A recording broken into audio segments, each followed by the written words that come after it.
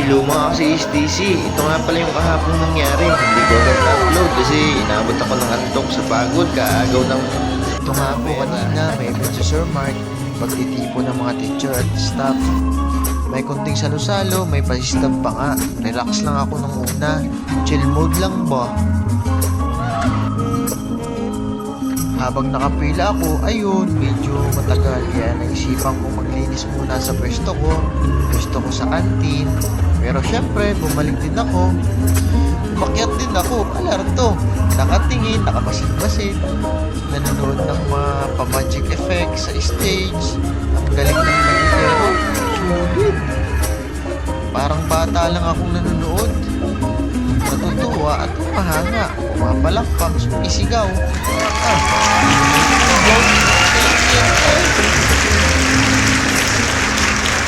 Pero ito na nga, sigawan na.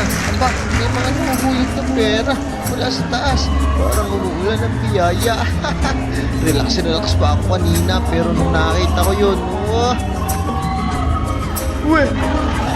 ito mo yan eh.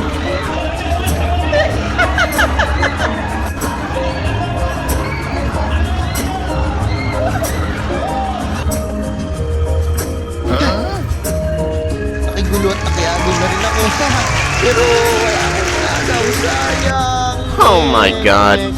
Ngek. Siyempre, babawi tayo. Pero yun, masaya pa rin. Lalo na nung ginawa ulit ni boss yung paborito kong parte. Alam na alam ko yan, magpapapila yan si boss. Yun na nga, yung pagpila. Jackpot yan. Pumila ko agad. At syempre, kada kuha, pila ulit para sigurado walang talo. Makarami baga. Maraming salamat po sa lahat ng mga sir.